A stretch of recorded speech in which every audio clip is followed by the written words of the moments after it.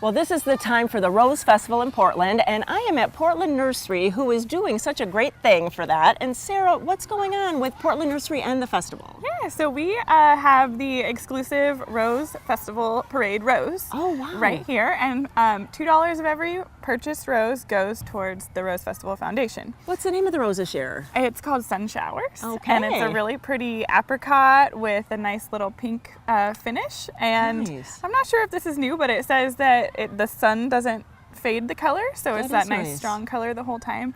It's a floribunda, so you've got those little clusters of roses, which I have some of those at my house, and I love cutting them and bringing them inside for, around the house, which I like roses to be cut roses. But anyway, it's a so great nice. rose. That's a nice idea because you enjoy them in the garden and then you enjoy them in your home. That's Yes. wonderful. Yeah, so this is the only place that you can get it, and we also have just thousands of roses to pick from if that's not what you're thinking. But it's really nice to support the Rose Festival.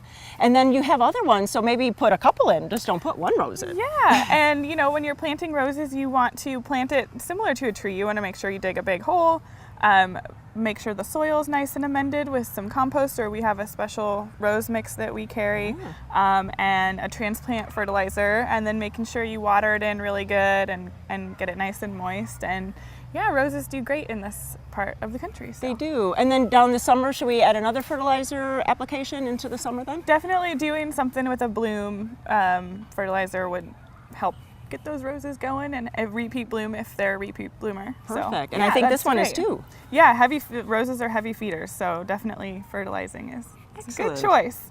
It is. And I think they picked a really pretty one this year. And so really, if you want to add one to your garden collection, come out to Portland Nursery on Stark Street or Division, because they're the only garden center that are going to have this particular rose. Thanks so much. Thank you.